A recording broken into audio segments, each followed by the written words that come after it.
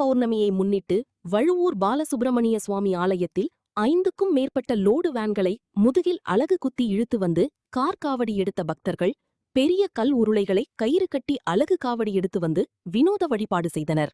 மயிலாடுதுறை மாவட்டம் மயிலாடுதுறை அடுத்த வழுவூரில் புகழ்பெற்ற பாலசுப்பிரமணிய சுவாமி ஆலயம் அமைந்துள்ளது. ஆலயத்தின் சித்ரா பௌர்ணமி பெருவிழா கடந்த 5 தினங்களாக நடைபெற்று வருகிறது. விழாவின் முக்கிய நிகழ்ச்சியான காவடி உற்சவம் இன்று நடைபெற்றது.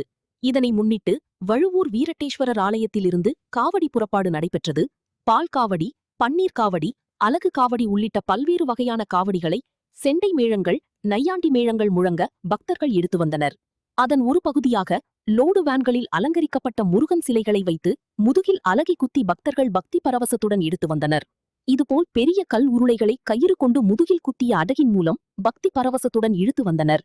4 ரத வீதிகள் வழியாக பாலசுப்பிரமணிய சுவாமி ஆலயத்தை பால்குடம் ஊர்வலம் வந்தடைந்ததும் முருகனுக்கு சிறப்பு அபிஷேக ஆராதனைகள் நடைபெற்றது.